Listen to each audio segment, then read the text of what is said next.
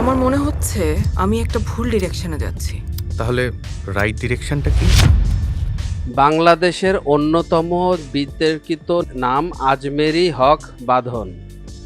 তার জীবনে বহু কাহিনী, বৈবাহিক অশান্তি, বিচ্ছেদ পেরিয়ে তিনি বড় পর্দার সফল অভিনেত্রী। অনেক ঘাত প্রতিঘাত পার করেছেন। নায়িকার দ্বিতীয় বিয়ে যখন ভাঙে তখন অনেক সমালোচনা হয়েছিল।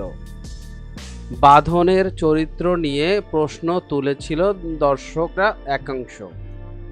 এই প্রসঙ্গে অভিনেত্রী বলেছিলেন, দ্বিতীয় বিচ্ছেদের পর নিজেকে শুধু ব্যর্থই মনে হয়নি, সমাজে আমাকে চিহ্নিত করতে শুরু করে একজন খারাপ নারী হিসেবে, আর সেটাই আমায় ভেঙে দেয়। তখন থেকেই নিজের অধিকার নিয়ে লড়াই শুরু হয়। পারফেক্ট হওয়ার দৌড়ে সাময়ী হয়েছিলাম, তাই একটা ভালো মেয়ে হওয়ার মনে প্রাণে চেষ্টা করে গিয়েছিলাম। মা বাবার কথা মতো জামা কাপড় পরতাম। তিনি লেখেন, সেই সময় আমি জিন্স পরতাম, খোলামেলা পোশাক পরতাম। তা নিয়েও খোঁটা শুনতে হয়েছে আমায়।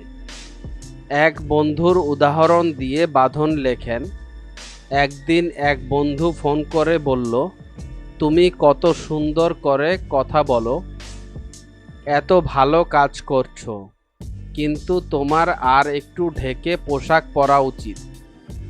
এত কথা শুনে এখন ক্লান্ত বাঁধন। তিনি জানিয়েছেন, কারো কথায় তিনি কোনো পরোয়া করেন না। তিনি নিজের মতো করে বাঁচছেন। তাতে যদি কেউ তাকে খারাপ মনে করে, তাকে গুরুত্ব দিতে রাজি নন অভিনেত্রী। তিনি লিখেন, জীবনের সব সিদ্ধান্ত যখন একার, সেক্ষেত্রে কি করব, কি পরব সবটাই আমি ঠিক করব। এই ধরনের ভাবনার কথা শুনলে ঘৃণা হয়। এটাই আমাদের নারীদের বাস্তবতা। জগতের এমন ইন্টারেস্টিং বিষয় জানার জন্য আমাদের এন্টারটেনমেন্ট আপডেটকে সাবস্ক্রাইব করুন এবং ভিডিওটি ভালো লাগলে শেয়ার করুন আপনার ফ্রেন্ডসের কাছে।